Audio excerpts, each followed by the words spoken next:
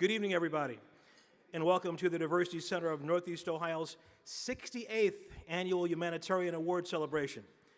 Thank you so much for joining us after 2 long years of virtual events. What do you say? It is great to be back in person.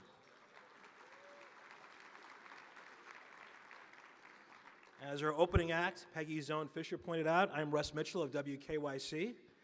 Honored to serve as your MC tonight for, I believe this is the 11th year, and I am proud to be a member of the Board of Directors of the Diversity Center of Northeast Ohio.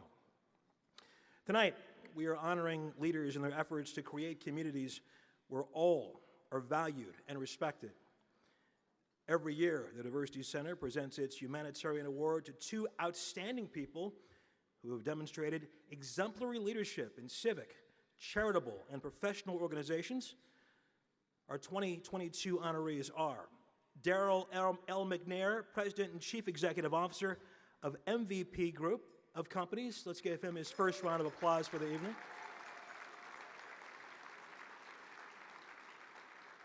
And Dr. Tomislav Mihaljevic, CEO and President of the Cleveland Clinic.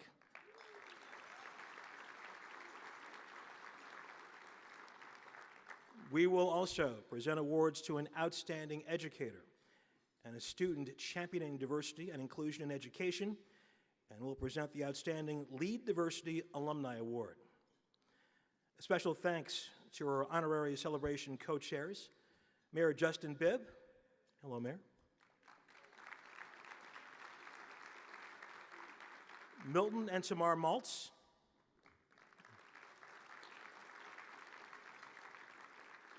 The great Carol Hoover.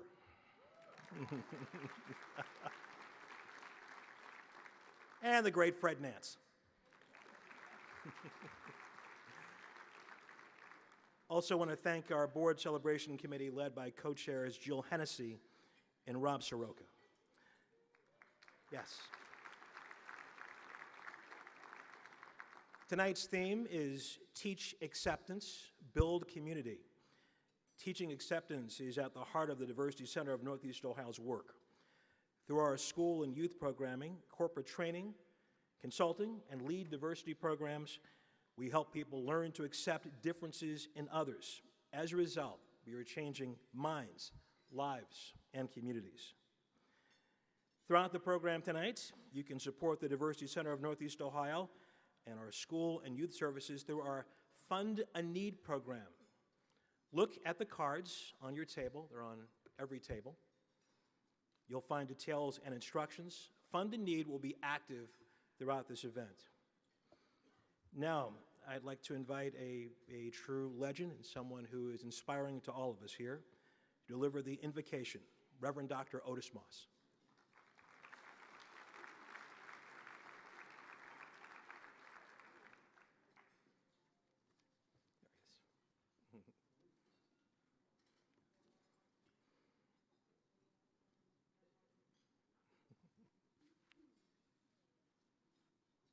Here he comes.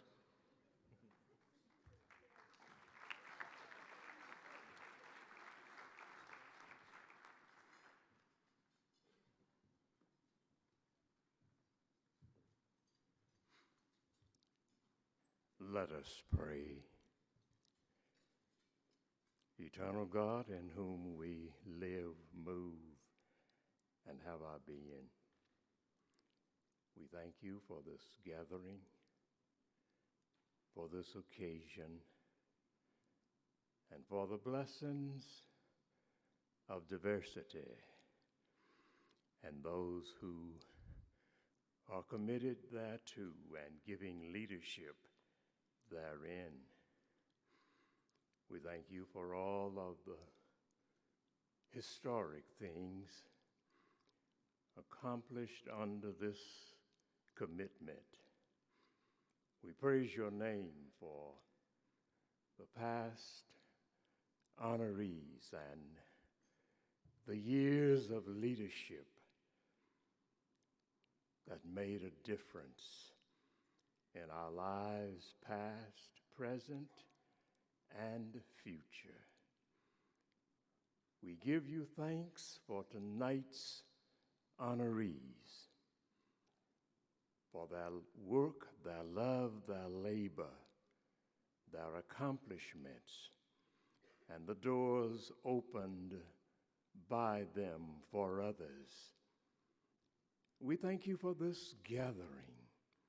And, oh God, we thank you for this moment of celebration, affirmation, and deliberations to uphold that which is good, beautiful, and just within us, around us, above us, before us. Hear our prayer. Incline your ear unto us and grant us all we need for the facing of today and all of the coming tomorrows. In the name of our Redeemer, Liberator, Savior, we pray. Amen.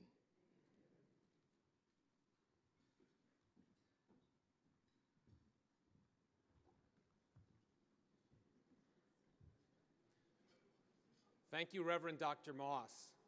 I'm Sip Barreto. I'm a partner at Squire Patton Boggs, and I'm a very proud member of the Diversity Center Board. I've had the privilege to be the board chair of the Diversity Center for the past 6 years. Tonight, my role is very brief. I'm here to introduce our terrific board chair of the Diversity Center, Tracy Longpre. Tracy's the Vice President of Supply Chain at Applied Industrial Technologies. If you've been involved in the Humanitarian celebration at all the last few years, and I know just about everybody in here has been, you know Tracy, or you at least know her work. She's chaired the celebration for the past few years. She's spoken in moving terms about her passion for DEI and the mission of the Diversity Center. I've had the great pleasure of working with Tracy for the past 5 years on the board, and I'm so glad and grateful for her leadership. Please welcome Tracy Longpre.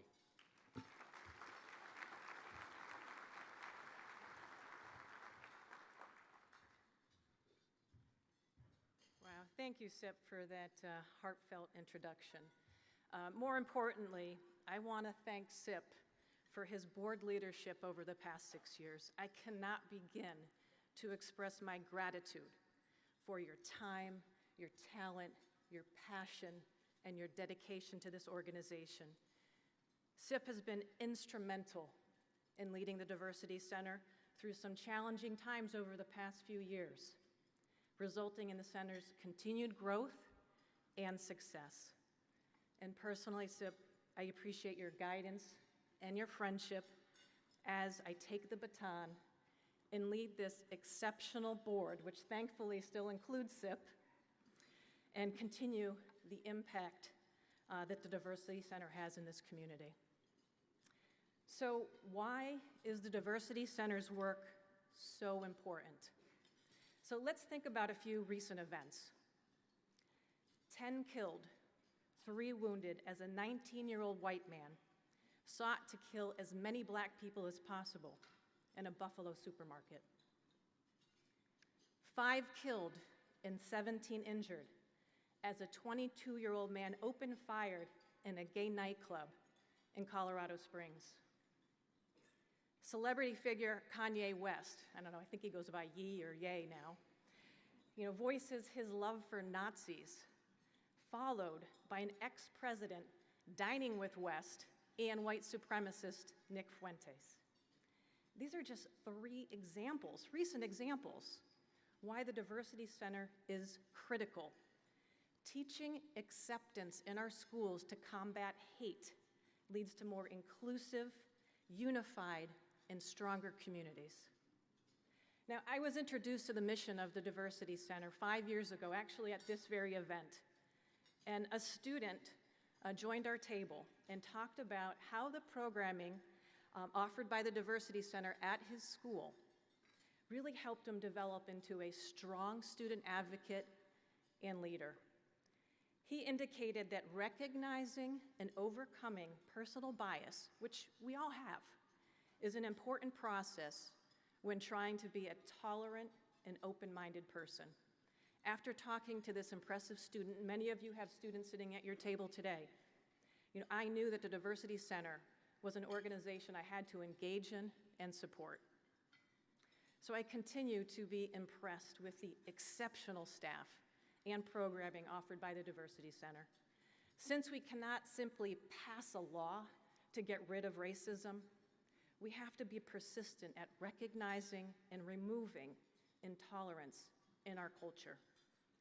The Diversity Center's school and youth programming empower children with the skills and abilities to build inclusive classrooms and communities, reaching our younger generation before they learn to hate and contribute to the atrocities we hear in the news is absolutely vital. I want to thank all of you for being with us this evening and supporting our work. We certainly need your continued help to bring about fundamental and lasting change. I want to congratulate our honorees. You make a difference every single day in our community. Thank you to our board and Peggy and staff. Your unwavering dedication to this cause is absolutely inspiring. Thank you, where's Russ Mitchell? Thank you, Russ, for your board engagement and for being our MC extraordinaire this evening. And additionally, I want to thank my wife and my 14-year-old daughter for being with us this evening. Mia, my work with the Diversity Center is to ensure your future world is more accepting than it is today. So now I'd like to share a video with you that will reinforce my sentiment about the positive impact of the Diversity Center, showcasing its school and youth programming.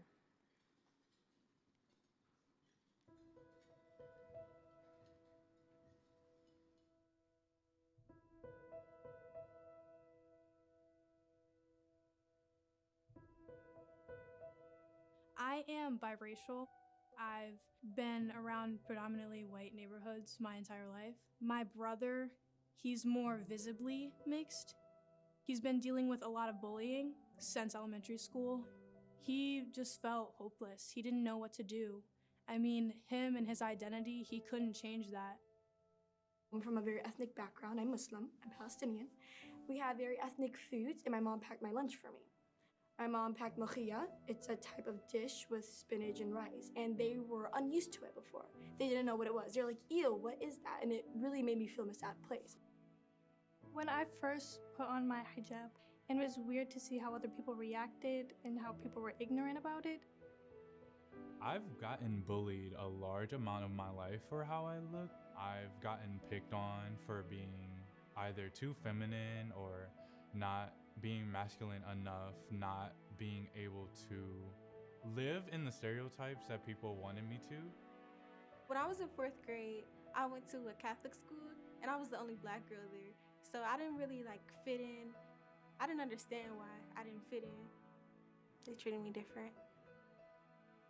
There's always kind of been a racial intolerance of people. When I saw the white supremacists, I was completely disgusted. There was a group of boys that would always make certain racial remarks at me. At the time, I was scared to tell anybody. And when I did, there was no action that took place to kind of stop it. I just felt like my voice wasn't being heard, and I just felt like everybody was kind of against me.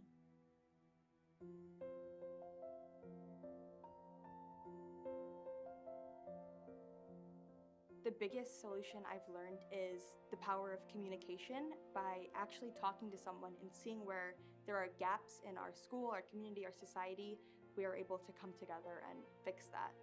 Getting the conversation started was very important for my school to take action.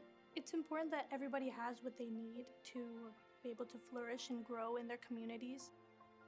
I feel like acceptance, compassion, and empathy, they are the fundamentals of a community. They help you feel everyone is safe and secured in their own community. You feel loved if you're accepted. You feel like you're worth something. And empathy is important because it's also for the more sad times. You can kind of relate to someone when they're feeling down, or you can have that shared experience that kind of makes you bond even more. You never know what someone's going through, And by having empathy and compassion for them, it can allow them to feel like they have someone that at least understands a little bit of what they're going through. It's better to be together working through something that's especially tougher than being alone and feeling like you have nowhere to go.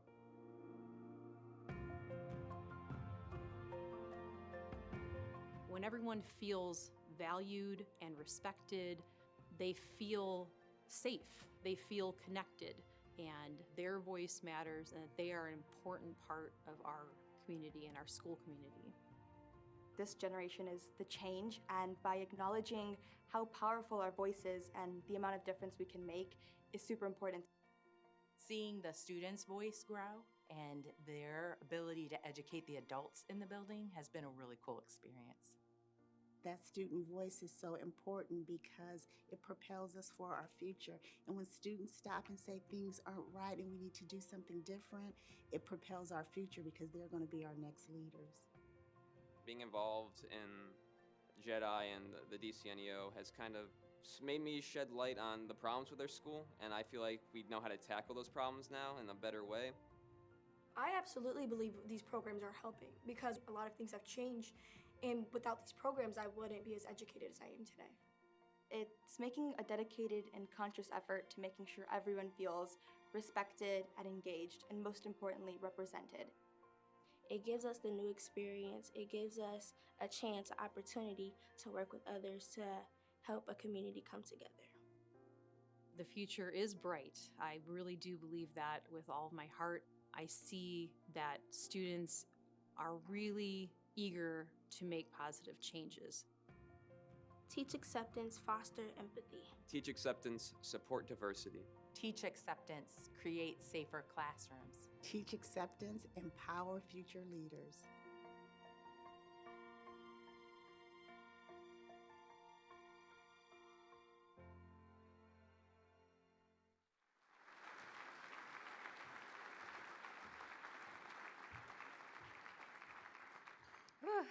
It's hard to follow that.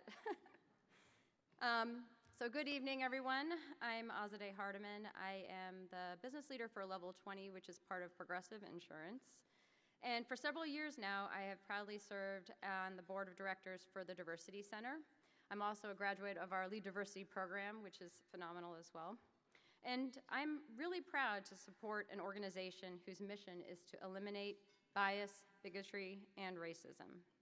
We have been at the forefront of this noble cause since 1927, and with your support, we will continue to stand up against hate and build strong communities.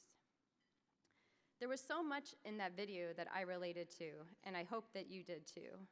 So if I think about my own personal journey, right? Growing up as an immigrant from two different countries, blended, biracial, and hearing what those kids were talking about, it really touched my heart. And so much now as a parent that I'm going through, right? Learning from the kids, and I really do see that in our everyday lives, how much I'm learning from my 3 children. So I'm really proud to be a part of this organization that is really teaching acceptance and helping others find their voice, and helping them feel not alone, and that they are valued and respected, and that they can belong. Because I think that psychological safety that comes with belonging is so important, and we need to arm our schools, our teachers, our students with the words that they can use to have those difficult conversations.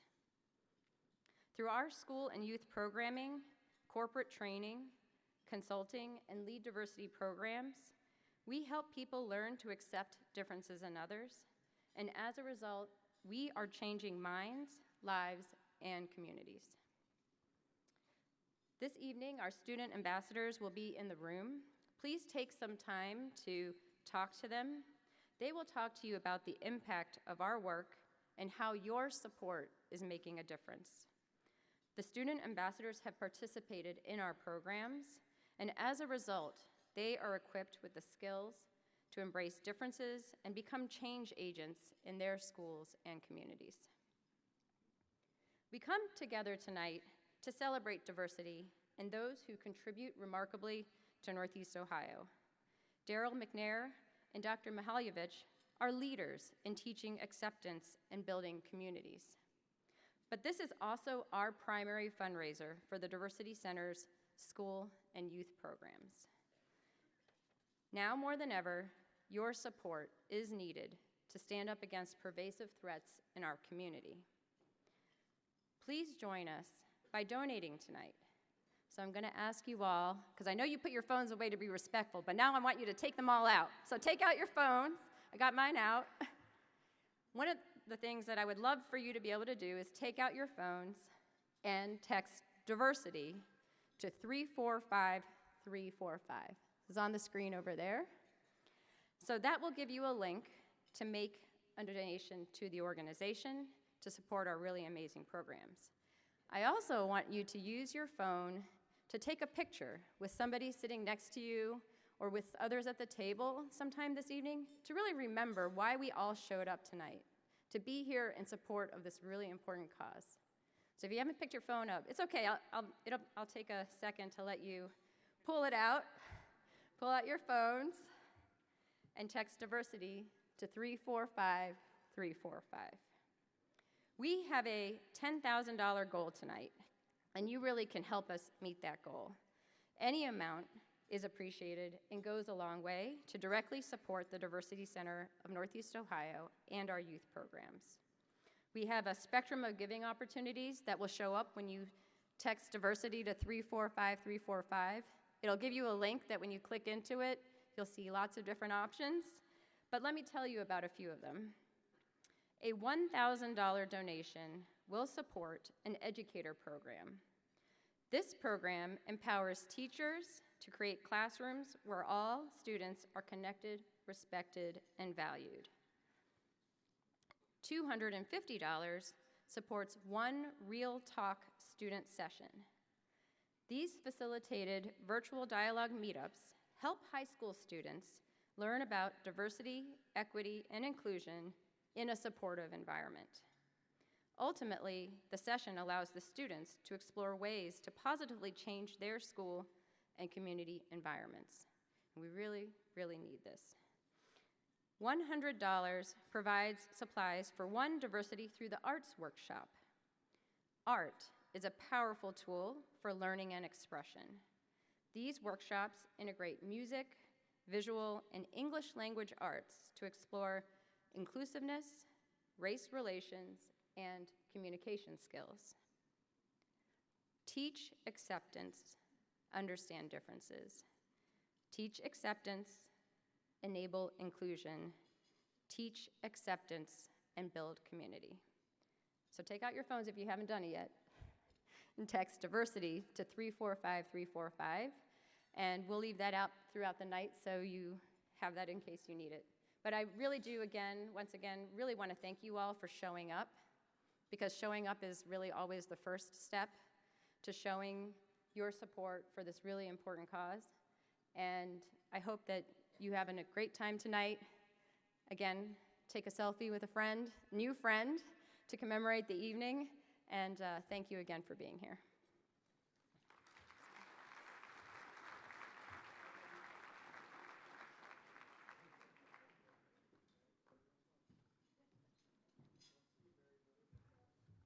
It's time for dinner, but that is no excuse to put your phones back in your pockets. Please enjoy your dinner. Our program will continue in about 15 minutes.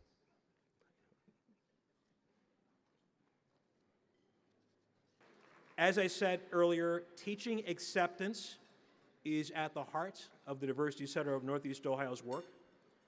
And teaching acceptance takes many forms and requires effort coming from educators, leaders in the community, and from students in the classroom. Peer-to-peer education is one of the most potent tools in standing up against bias, bigotry, and racism. We want to present our first award of the night. I am honored to present this year's recipient of the Diversity Student Citizenship Award, Sanjana Katiyar. I got more to say. Sanjana is a senior at Strongsville High School, and she believes speaking out is the only way to fight for diversity, equity, and inclusion. Sanjana, it's all yours. Good evening, ladies and gentlemen. It is such an honor to be invited to accept the Student Diversity Citizenship Award, presented by such a prestigious organization, the Diversity Center of Northeast Ohio. I would like to thank my parents for their unconditional support, Strongsville High School for fostering my ideas and allowing them to grow, and of course, the Diversity Center of Northeast Ohio for providing me with a platform to share my story and experiences.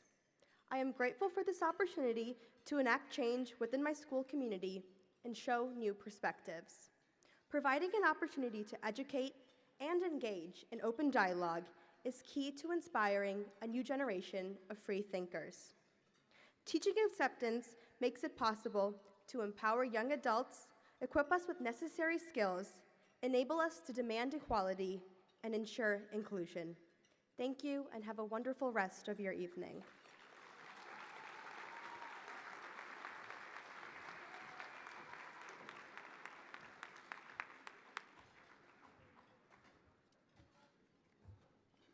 So, Johnny, congratulations to you.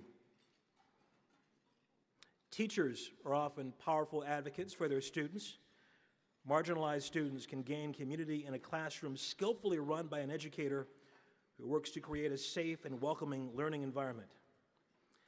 Colleen Solinsky. Let's try that one more time, Colleen. Colleen Solinsky. There you go. Colleen Solinsky is that skillful and passionate educator who advocates for her students. I am proud to present this year's Diversity Education and Citizenship Leader Award to Colleen Solinsky. I apologize, Colleen. Colleen has taught science at Fairview High School and Fairview Park since 2004, coaches middle school track and field. She's the co-founder and advisor of the Mosaic Club, started in 2008 to celebrate diversity and build a culture of inclusion and respect at Fairview High School. Ladies and gentlemen, let's bring up to the podium now Colleen Solinsky.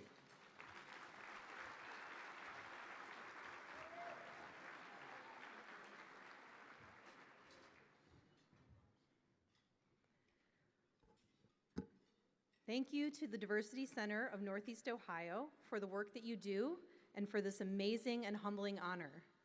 I would like to extend a special message of gratitude to the Diversity Center team that worked with Fairview Park City Schools over the last 2 years, especially Heather Smith, who was an invaluable resource for students and educators as our Jedi leader. Thank you, Heather. We were so lucky to have you as part of our community, and we are very grateful for your dedication. Thank you to my Fairview Park City Schools administrators and colleagues who are unwavering in their support of our students and this critical work. And thank you to my family for being here and for your constant love and encouragement. In reflecting on the theme, Teach Acceptance, Build Community, I immediately thought of a YouTube video that a dear colleague shared with me many years ago entitled, How to Start a Movement, Leadership Lessons from a Dancing Guy. The narrator pans the crowd at an outdoor music festival and zooms in on a free-spirited, shirtless dancing guy. This guy is shortly joined by another concertgoer who begins to mimic his goofy moves. The leader celebrates this first follower and embraces them as an equal. Soon, 2 become 3, then 3 become a crowd of dozens, a community. The movement, he explains, isn't really about the leader. The best way to start a movement, he says, is to courageously follow and show others how to follow. The real leadership lesson is the crucial importance of modeling acceptance and nurturing your first followers, because without the first follower, there is no movement. This idea has truly continued to guide me as I advocate for my students. The work of advocating for a just, equitable, diverse, and inclusive community can be challenging. One engaged in this work must be willing to be pushed out of their comfort zone, to have tough conversations and ask tough questions, often starting with self-reflection. It is because of my students that I can create a space for these conversations. They are the leaders and they are the movement. They are the brave change makers who are ready for this challenge. They are engaged and committed to creating a community where differences are accepted, valued, celebrated, where all students can feel safe, respected, confident, and connected to their school community. It is often said that perspective is a function of experience. As an educator, I have been very fortunate to have many experiences in working with my students and their families that have allowed me to gain new and valuable perspectives. So, I humbly accept this award on behalf of our students, all the amazing, awesome students who are here tonight, and all who have come before you. Thank you.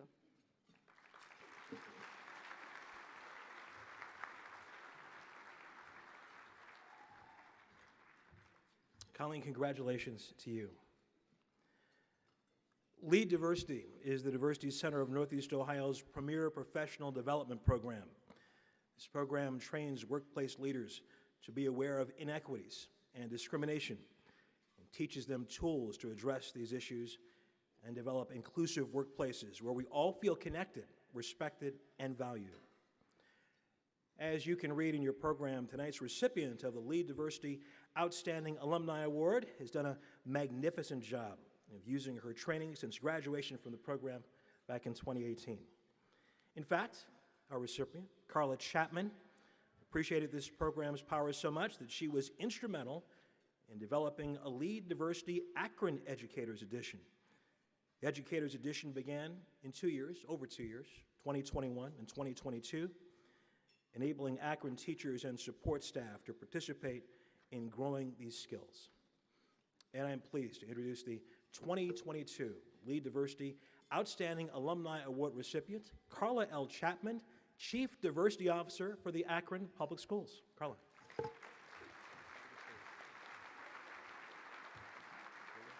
Thank you very much, Russ.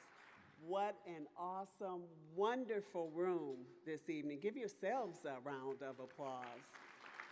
I am so very honored to receive this award. Peggy Zone Fisher and her team are phenomenal, as you all know. The Diversity Center of Northeast Ohio has been a source of knowledge, support, and inspiration for me as an equity-centered leader. I truly do believe in my core in the importance of unwavering, lifelong commitment to just, equitable, diverse, and inclusive communities.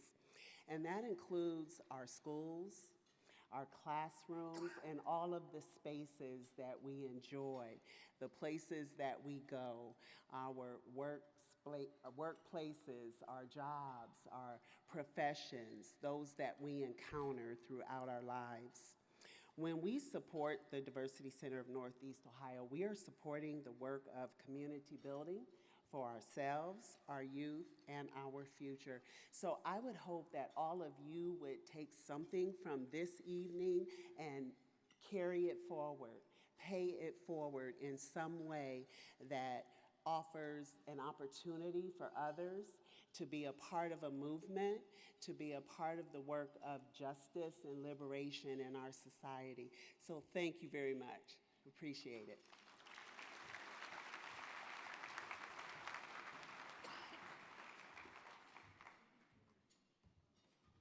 Carla, congratulations to you. I am now happy to welcome back to the stage Peggy Zone Fisher, President and CEO of the Diversity Center of Northeast Ohio.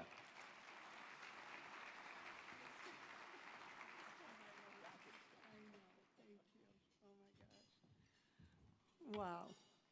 Good evening, everybody. It truly is a wonderful night, and I'm really honored by having all of you here. It's so incredible. As Russ said, I am Peggy Zone Fisher, and I have been so honored to serve as President and CEO of the Diversity Center of Northeast Ohio for the past 16 years. I mean, wow, right? And to work with such an immensely talented staff who you probably have run into all night, working so hard, and our dedicated board directors, led by our new board chair, Tracy Longpre. And thank you, Sip Barreto, for your years of leadership and friendship. You really got us through a lot. I totally appreciate you. All of us at the Diversity Center are really thrilled that Tracy has assumed the role of board chair. She brings with her remarkable leadership skills and a true passion for our mission. I'm so grateful. And thank you, Daryl McNair and Dr. Tom, as Larry says, Tommy Mihaljevic, for allowing us to honor your outstanding community leadership this year. And thank you to all of you for your generous support of our work for so many years. We could not do this without you. We are living through a very defining moment in history. As our community becomes more diverse, we can find the shared values and common ground that make us all human and connected. Or we can use our differences to divide and separate us from one another. Our proud tradition of teaching different ways that individuals of all ages, ethnicities, and backgrounds can include and learn from each other. Recently, all of that has come under a fierce assault. Across the nation, hate, prejudice, and bigotry are on the rise, primarily because of the dangerously combustible combination of irresponsible political candidates, public officials, and so-called celebrities. They who normalize hate and extremism and use of social media to spread hate instantaneously throughout the world. We are our best when we speak out, not when we ourselves are attacked, but when our brothers and sisters are attacked. When Kanye West spews hateful anti-Semitism, it should not be up to the Anti-Defamation League or the Jewish Federation to call it out. It should be all of us. When there is a hate crime that targets Black or brown people or those in the LGBTQ+ community, it shouldn't be up to the NAACP or the Human Rights Campaign to call it out. It should be all of us. At the heart of the saying, "There, but for the grace of God go I," is our belief that we must view every attack on someone because of the color of their skin, the country where they or their ancestors were born, who they worship, or who they love, as an attack on all of us and the fundamental values of equality and dignity that define us as a country. Silence is hate's best friend.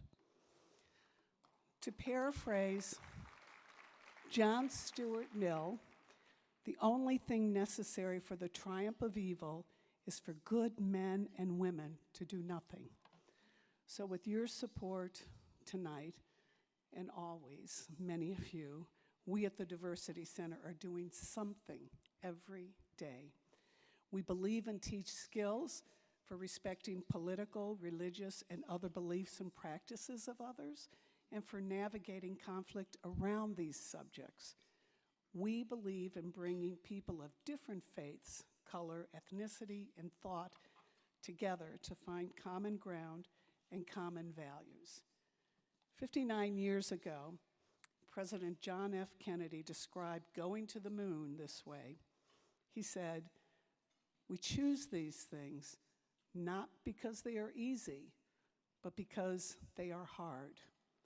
We have always faced challenges in our work. And yes, today's challenges make our work harder than ever. But if we truly believe in the value of diversity and inclusion, we must be prepared to explain it, to defend it, and to advocate for it. Not because it's easy, but because it is hard. So the students in the video that you saw tonight, they give me hope. The students in this room that you've met tonight going around to the tables, they give me hope. And the educators give me hope. And the Diversity Center staff and board give me hope. And all of you give me hope to continue to do this work. We are all in this together. That is why we teach acceptance and build community. Again, I am so thankful for your support tonight, and I am really, truly, truly grateful for your friendship. Thank you.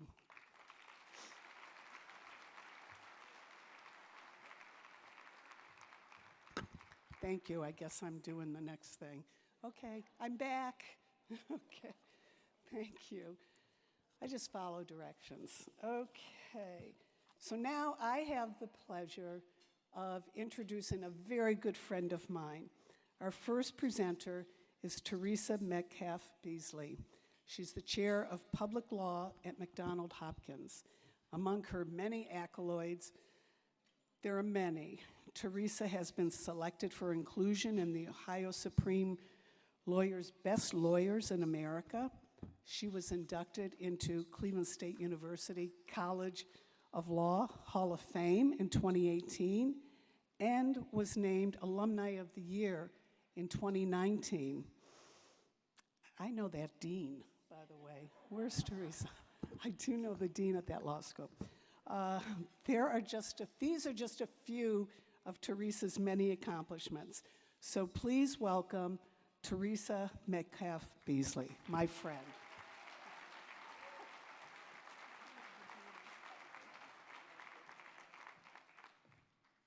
Good evening, everyone. Wow. So, thank you for being here. I think it's about 750 of us tonight, so kudos to Peggy and her team.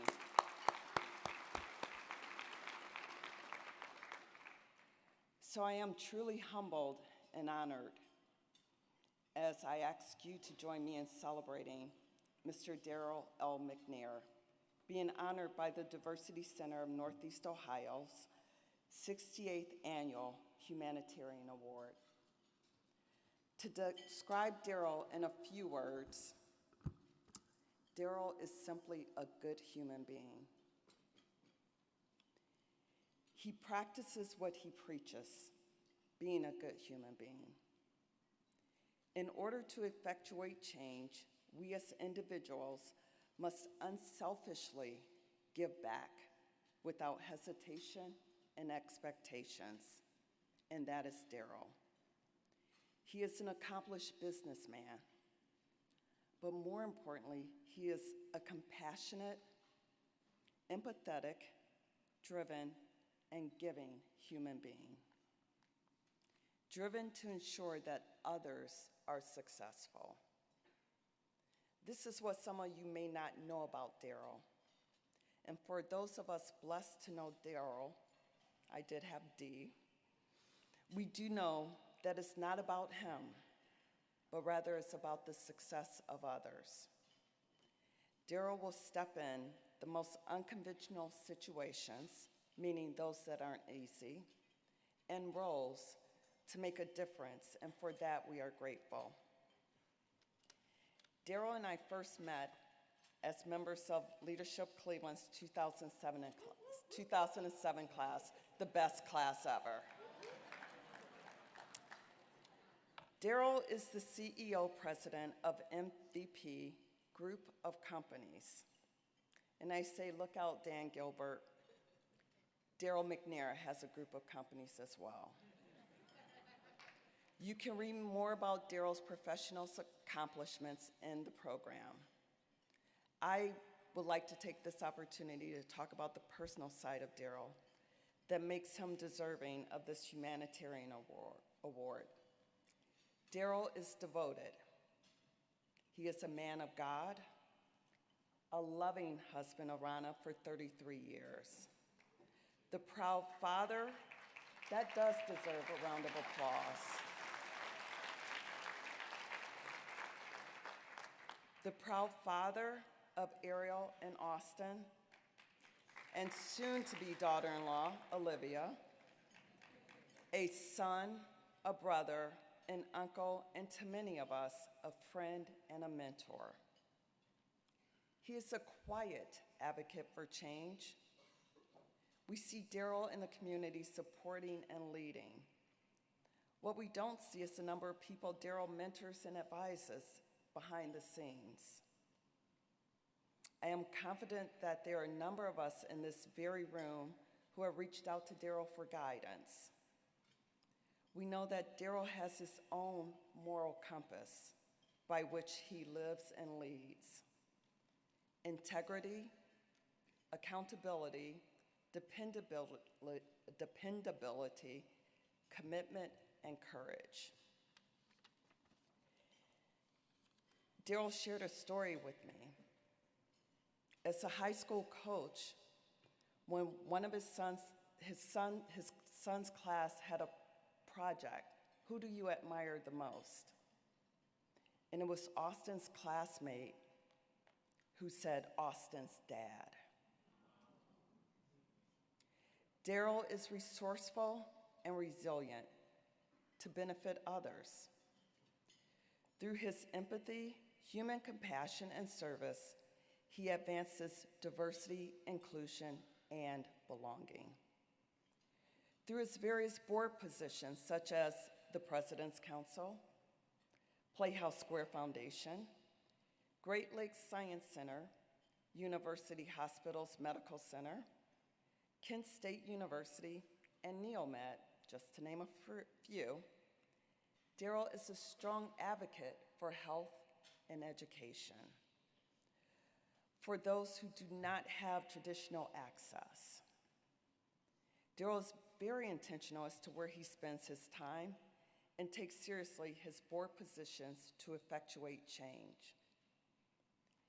Daryl is a lifelong learner. He has experienced racism firsthand throughout his life.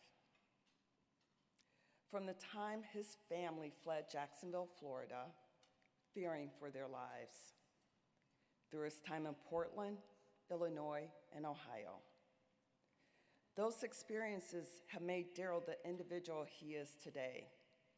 These learned experiences have taught him how to meet people where they are and better understand individuals rather than defining a group by a single story, allowing for empathy and change. Daryl is a listener. He is active and compassionate. And because of this, he is able to give candid feedback. Maybe not when you're quite expecting it, but he is. And for that, we appreciate Daryl. He does not judge, he does not criticize, but he will share his opinion and provide guidance. Daryl doesn't look for recognition, as he usually leads from behind the scenes. And he usually speaks about the success of others and not his own. He continues to go beyond what is expected, as he has greater expectations for himself. For many in this room, including me, we are here because of Daryl's humanity, and for that, please join me in congratulating Daryl Leroy McNair, a good human being, on being awarded the 68th Humanitarian Award by the Diversity Center of Northeast Ohio.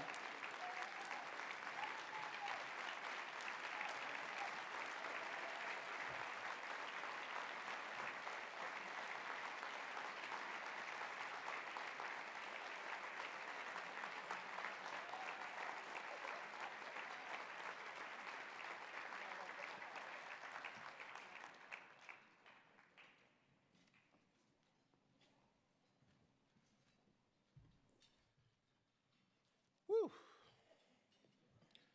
I really don't have to say anything. Teresa has said it all. I'm honored, I'm humbled. Teresa, thank you very, very much for that warm introduction. And I will call you T, because she calls me D.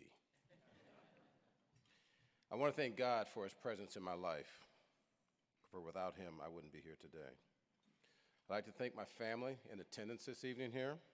First, my beautiful wife, Rana, 33 years.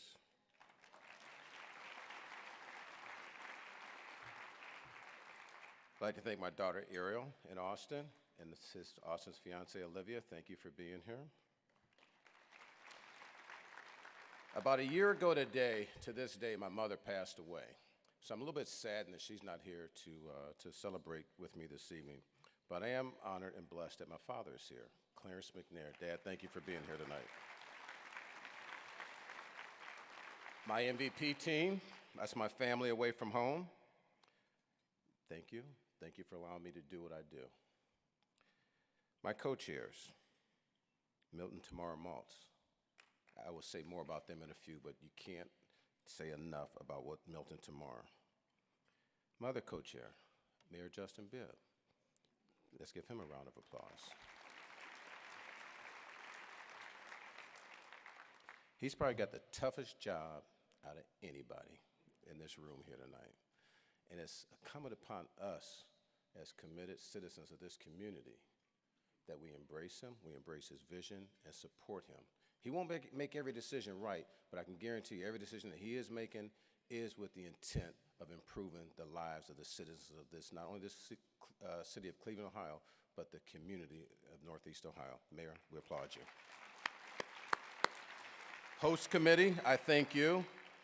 Peggy Zone Fisher for who she is and what she does for this community. Thank you. Okay. Dr. Mihalovic, my first time really having a chance to chat with you this evening. Congratulations on your recognition as well this evening. And certainly we cannot go without recognizing, if you look in that book, if you look at the list of folks who've come before ourselves, oh my God, how'd I get here? Okay, quite an impressive list. I am honored. I certainly like to compliment the Diversity Center for its work with schools, nonprofits, and corporations, because truly the work you're doing, yes, you are changing minds, you are changing lives, and you are changing communities. And I'm so happy to be a part of that village. Thank you. I also would like to give a special shout out back to Milton Tamara and the Maltz Museum. Many of you have heard the Maltz Museum, and you know it's rooted in Jewish value and respect for all humanity, with the intent to create awareness towards building a more inclusive tomorrow. At the Maltz Museum, they have a program that I happen to be chair of. I'm a board member and also chair the Stop the Hate program. And this program is truly successful by the work of David Schaefer, Dahlia Fisher, and Courtney Krieger, and I thank them. They're over here at this table this evening. I want to give them a special shout out. And it's through that Stop the Hate program where we're able to touch thousands of kids each year to hear their voice, let their voices be heard in the moment of stopping the hate and building a more inclusive community. Robin Mentor-Smyers, she's not here this evening. I talked to her yesterday. She's sick. Her voice is actually deeper than mine right now. But I got the call from Robin when she said, Daryl, guess what? And I thought we were about ready to go into a fight because Robin and I are like, freaking frat. We fight for cause, justice, and things like that. She said, no, Daryl, this is a good call. You're being honored. We want to honor you. We'd like for you to consider being one of this year's recipients. This is a special honor that has been bestowed upon me by a special organization, my peers, and for that I'm truly humbled. It wasn't until a few weeks ago that I truly realized the gravity of this recognition. When my daughter was over, we were watching a Browns game, and she asked me, Daddy, why'd you get this award? I began to share with her, maybe it was because of the work I do at MVP, where we have a number one rule, where we respect each other. We're all different, but that's my number one rule when we come into the company. You can do whatever you do when you live outside my business, but when you're in my business, it's respect, number one. Might be the work I do at the Port Authority, where we not only set the standard, but we exceed the standard when it comes to diversity and inclusion contracts, whether it's our contracts or companies come in to do contracts. Whether it's at Medical Mutual, the work we do at Medical Mutual, our ERP groups within the organization, the work that we do in the community, the President's Council, NeoMed, where we have 27% of our first-year medical students as underrepresented minorities. That's a big accomplishment. Back in 2013, I got very frustrated when I read an article in Cranes, and it talked about the future of our community. And in that article, there was nobody of diversity. It was shameful. So I called Cranes, and I shared my thoughts with them. And I told them it was time that we did something different. So I created a diversity business, Crane Business Diversity Business Council. And through that, I'm proud to say that Cranes today, in my opinion, and hopefully in your opinion, is probably the most comprehensive, inclusive publication that we have today in the city of Cleveland. So I applaud Elizabeth McIntyre for the work that she's doing over there. So I told my daughter, I said, honey, I don't think there's no one thing, but I hope it's the recognition of my 35 plus years as a professional where I've been consistent in my efforts in bringing equity and inclusiveness to whatever I do. And it always starts with respect for others. The journey, how did I get here? Well, sometimes I sit back and reflect. It was at 7 years old when my dad and mom put me and my sisters in a car, and yeah, we left Jacksonville, Florida, and we didn't go to Portland Trees, we went to Astoria, Oregon. Okay, just as far. We were running, okay, because we were chased out of Florida. We weren't welcome. My dad was a professional. My dad was running for school board, and there was just a lot of hatred down there. And for the love of his family and the safety of his family, we got out of there. When I was a senior in high school, I went to spring break. I was one of the only few black kids in my high school. And we went to spring break, as kids did back then. Now they go to Bahamas and Cancun and all this stuff. But I went to Florida. I was the only black kid in our group, and I went to the hotel, and they said, we don't welcome blacks here at this hotel. This is 1979. Been spat on, called names just because. I recall my mom being escorted out of stores because voicing her displeasure on the way we were being treated or ignored. 1979, went to Kent State University, and my college roommate, freshman year, he decided he was going to make his mark in our dorm room. And he decided he was going to put the Confederate flag in our dorm room. Let's just say that lasted all about 10 minutes. I called security before I hung him out the window. We were on the 7th floor, Kuntz-Hall. But it's tolerance, right? So all these encounters were counter to what I was taught when learning the Constitution, rights and equality, or the Pledge of Allegiance, with liberty and justice for all. I sometimes ask myself, why did I overcome such bias towards me and my family and not become one of them who carried bias and bigotry towards others? It's very simple. It's with the help, support, and guidance from many of you in this room this evening, and also others who've come into my life as mentors and friends over the years. For that, I thank you. If we were to make a difference, we must possess certain core values. We must have courage, not afraid of risk, not afraid to speak out. We must be compassionate. We must be compassionate for others. And we also must be accountable for our actions, because our words and our actions do make a difference. We must recognize that systems of racism, sexism, fear, and control is the common enemy. It's imperative that we use common sense to combat the common enemy.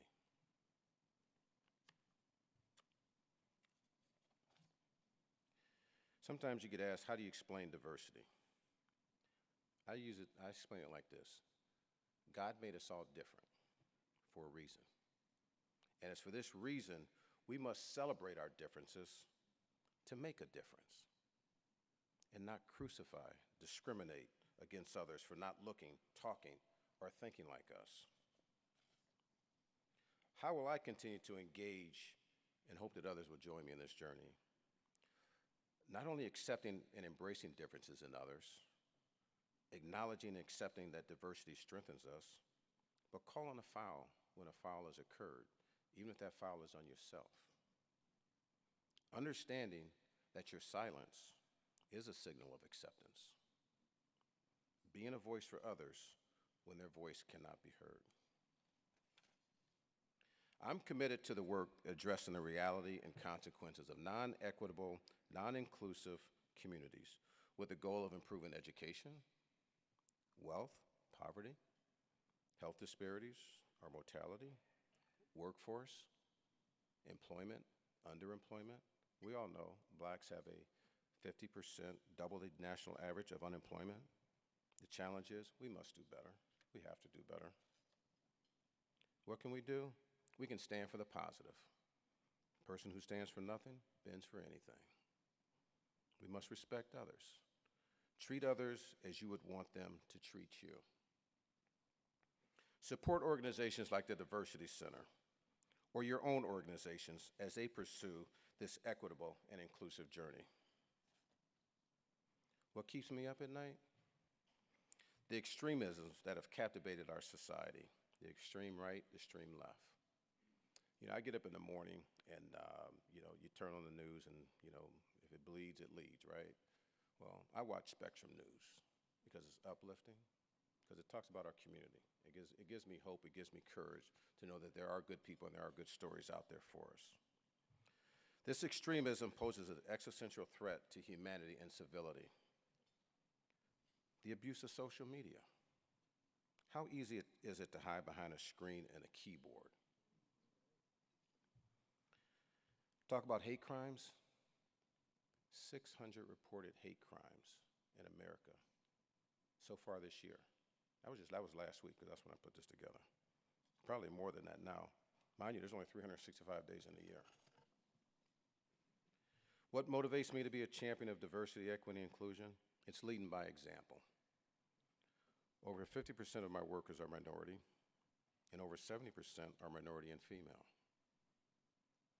Knowing that others, like you in this room, who are also doing work around DEI, and knowing that together our power to influence change is real, relevant, and achievable. As I conclude my remarks this evening, I'd like for us, not leave this room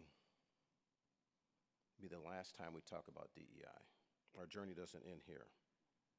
To accomplish great things, we must not only act, but we must dream. Not only plan, but we must believe that we, together, can make a difference. And for that, I say thank you. Thank you very much.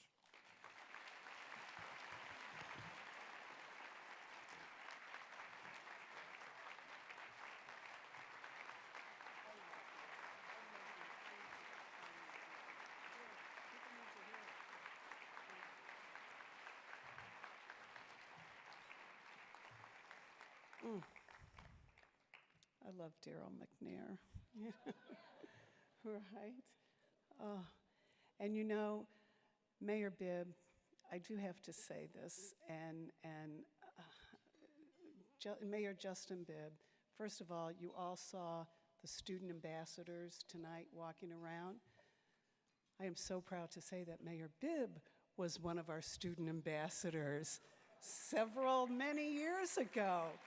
And look, this is what happens when we work with young people. They become leaders in our community. Thank you, really, thank you for what you're doing. Okay, I love you too. Okay. All right, now I have the great pleasure of introducing a really dear friend of mine, Beth Mooney. I've met Beth when she first moved to Cleveland, and I even remember the night and where it was and what the event was, and you've been, right, we were having wine, right? As you said, right. But you have been such an amazing person in our community, and I'm really grateful. We all are. Beth was also a 2013 Humanitarian recipient. She received the award from us, and that was an amazing evening. And I believe, did you receive the award the same night with Larry Pollock? Right, I know, Larry. And yes. So, anyway, I'm getting off of my script, but I can't help myself. I'm sorry. So, Beth has demonstrated an amazing, amazing commitment to the Diversity Center's mission. She smashed the glass ceiling when she became chair and CEO of KeyCorp, and the first woman to be CEO of a top 20 U.S. bank. In that role, Beth led KeyCorp into a new era, and she made diversity in the workplace a top priority for KeyCorp, noting, quote, "When people bring their genuine selves to work, generous self to the workplace, a top priority, then, then we have a workforce that mirrors our client base, and we value diversity in all its forms, then we get better decisions." She has lived by that. That was her motto at KeyCorp, and you saw it every day through that system. Even in retirement, though, Beth continues to contribute to the community. As chair of the board of directors of the Cleveland Clinic, Beth is helping to ensure access to quality health care for all people of all ages, all ethnicities, and races. And Beth, please join me in bringing Beth Mooney to the stage tonight and welcoming her. Thank you, Beth.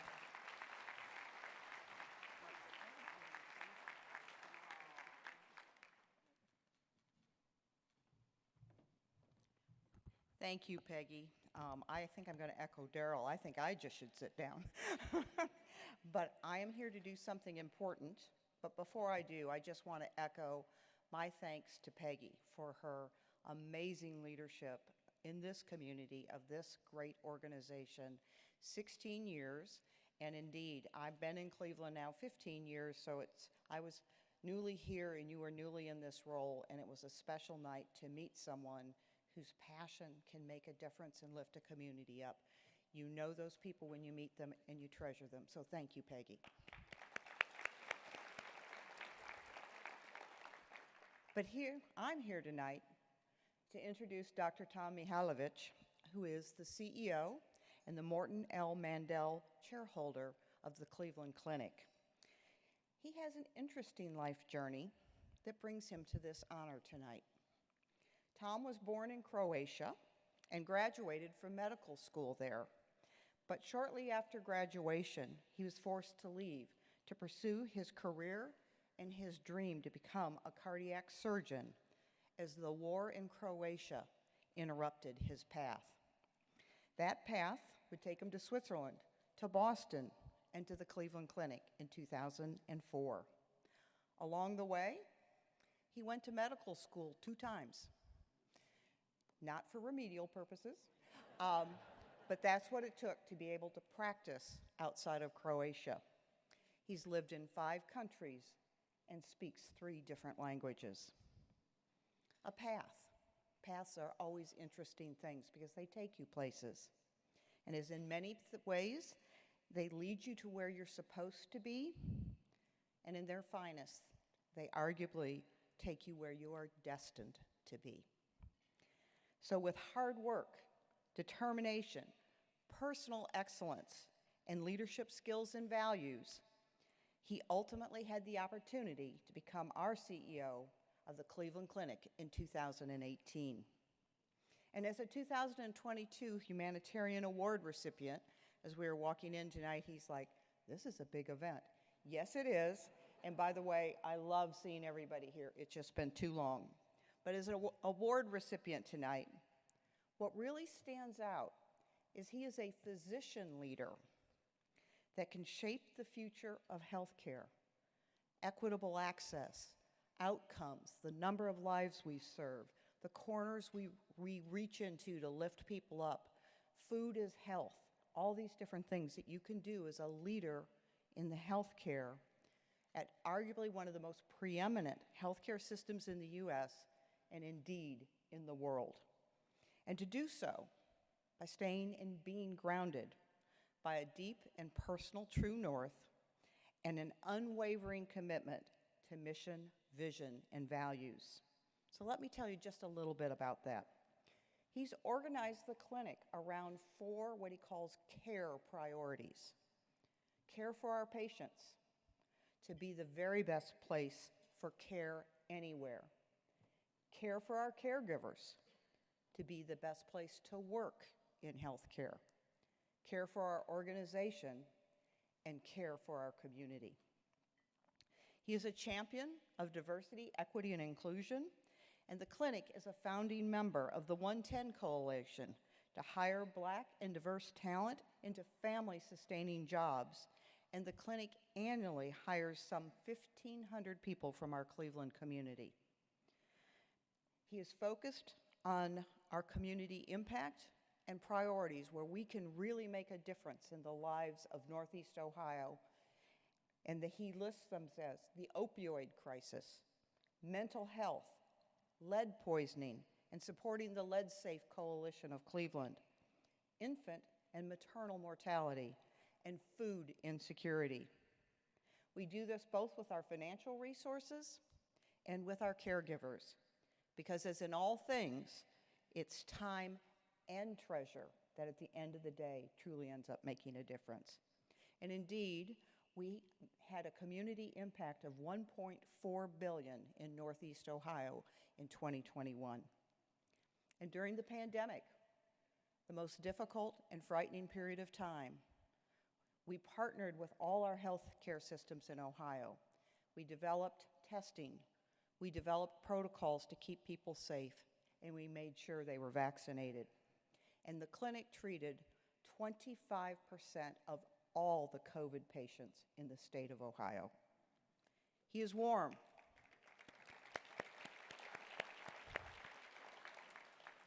Not as in a fever. He is warm, authentic, funny, committed to his family, and he's here with his wife Anya tonight, and to their children, and I know his son Nick is joining as well.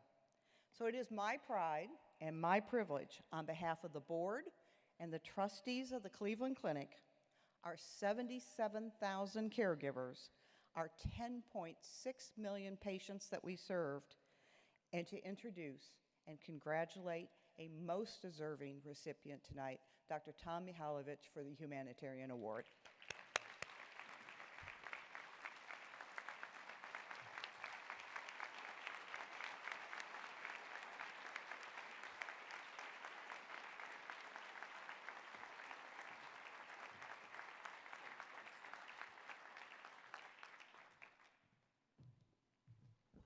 Good evening, and Beth, thank you very, very much for your kind words. So, Beth told you everything about me, with one exception, and that is I'm Cleveland Cavaliers fan.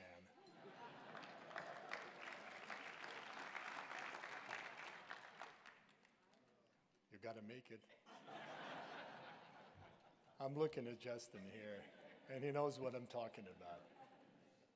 So I have many blessings in life. One, and the most important, is my family. The second is the fact that I chose the profession which turns out to be a calling, and a profession in which we do good every day. There's very few rewards in life that are parallel to the fact that you can come home at the end of the day and say, I did impact a life today.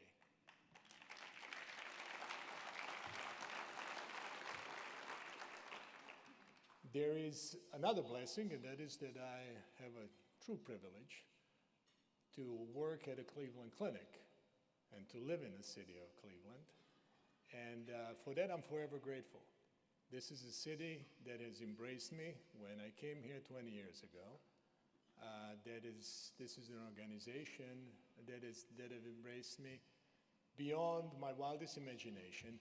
And today I'm really receiving this award not as Tom Mihailovich.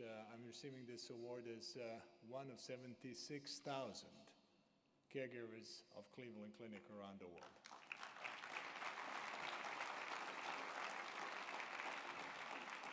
And Beth nicely said that we are not just a healthcare organization in a pure sense of the word. We're not just focused on providing healthcare, which is our primary mission.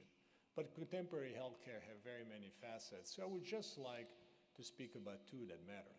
And the reason why I'm choosing these two is because I know that we can make a difference. The reason why I'll be choosing these two is because I want to leave us today with a positive note that when we work together and actually put our effort, our resources together, we can make a tangible difference at scale in lives of many. So, the first thing, most important thing for health of a nation is not necessarily the quality of the hospital, but employment. People who have jobs and have a livable wage tend to be healthy. They tend to have resources to support their families, educate their children. And Cleveland Clinic is committed to be a true, not just an employer, but supporter of our workforce. We were the ones who were first to volunteer to raise our minimum wage to $15 an hour a long time ago.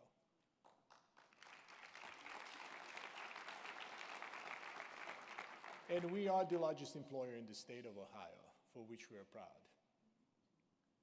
And as Beth mentioned, we are also dedicated to provide jobs in a different way than what we did in the past so that we can open the doors of Cleveland Clinic and professional opportunities to many people who just weren't as fortunate to have a degree that guarantees them a livable wage.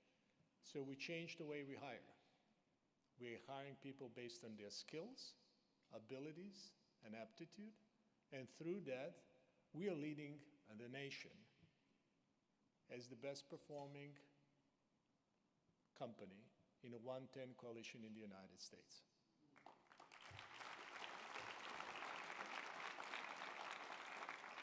And I would like to focus on one more thing that is very close to my heart. I would like to focus on an effort to bring our collective voice to those who have yet to develop their voice themselves. And those are our children. So here's what we need to do. What is known very, very well, unfortunately, in the city of Cleveland is that about 1,000 children every year get diagnosed with lead poisoning. Every one of those children is a risk of being completely deprived of a chance for productive and healthy life. It is our responsibility to change that. There is absolutely no reason why we should tolerate that. Cleveland Clinic was fortunate enough, and we're very happy that we were able to contribute more than $50 million to a citywide effort in collaboration with the leadership of our city to eliminate lead poisoning as a public health threat to most vulnerable ones.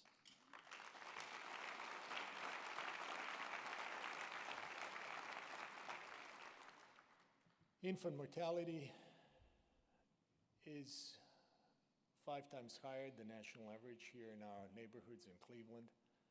And the national average for the United States is not good at all. It's 5 times worse than it is in Finland or Japan or many developed countries. So this is another area of focus. But there is the last thing that I would like to emphasize here is the need for all of us to get united around elimination of hunger. It is a less known fact, and yet another one that shouldn't be tolerated in the country of the United States of America, that 1 in 4 children in Northeast Ohio are food insecure. Food insecure is a new term that essentially describes hunger. It's nothing fancy about calling it food insecure. It is a solvable problem and I know that we have a commitment here in our community to make sure that at the end of our stewardship, in our organizations, we can walk away and say that we have eliminated hunger for the children in our city and for the children in our country.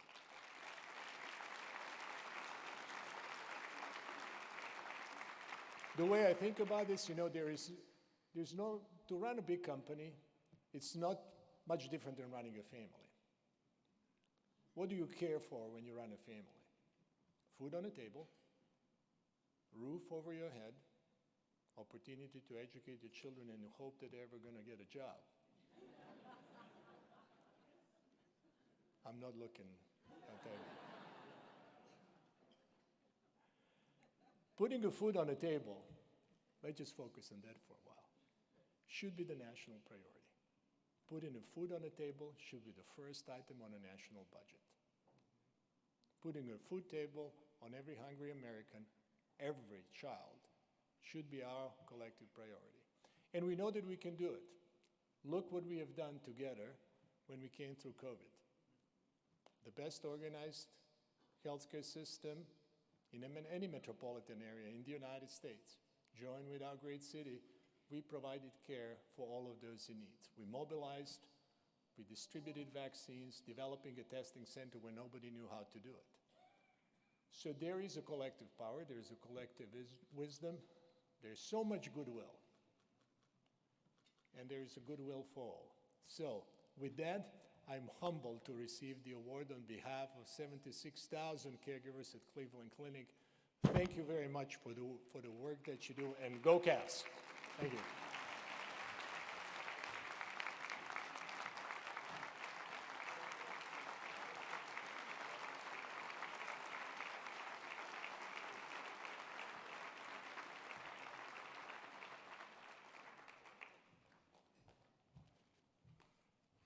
Can we please get a round of applause for all of our honorees this evening? Before we leave tonight, we have a little 40-second video we'd like to show you. Please take a look.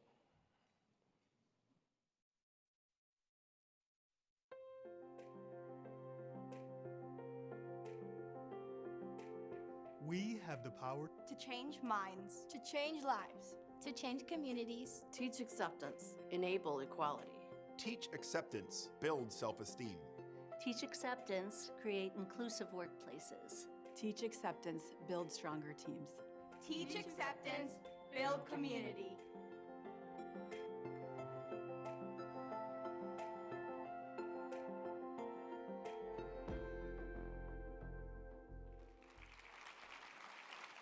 And you can help the Diversity Center pursue and achieve these commitments by donating to our Fund in Need. I want to thank all of you so much for coming out tonight. I want to remind you that the Diversity Center of Northeast Ohio's Walk, Rock, Run is set for May 6th, 2023. Mark that on your calendar right now. I say this every year. I checked with Betsy Kling tonight before I came over here. She said it's going to be sunny and 85 degrees that day. May 6th, 2023. Once again, congratulations to all our honorees. Good night, everyone. Safe travels home.